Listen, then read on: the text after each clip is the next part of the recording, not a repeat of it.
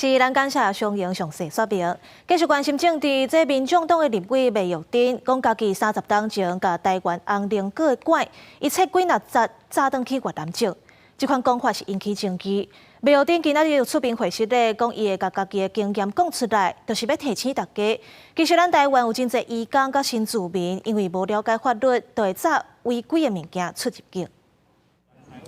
民众党立委麦玉珍家己讲，要甲台湾火龙果切记早转去越南市境，这个风波继续的议论。麦玉珍搁再回实咧，不过伊讲这是30多年前的代志，迄个时阵家己毋捌代志犯错。不过民进党立委是一直口说，搁讲要保护台湾的火龙果。是30几年前，我是有这样子的一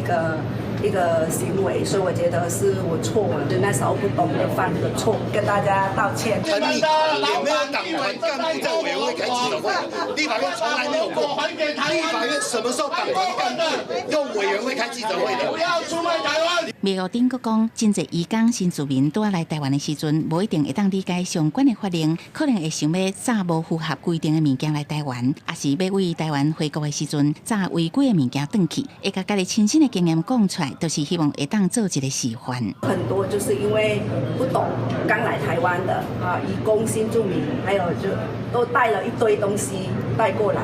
用我的提醒大家。农业部呼吁国人，台湾的品种是农民真辛苦培养成功的，希望会当确保台湾的优势，唔通随便甲台湾的种苗炸出去其他国家。记者综合报道。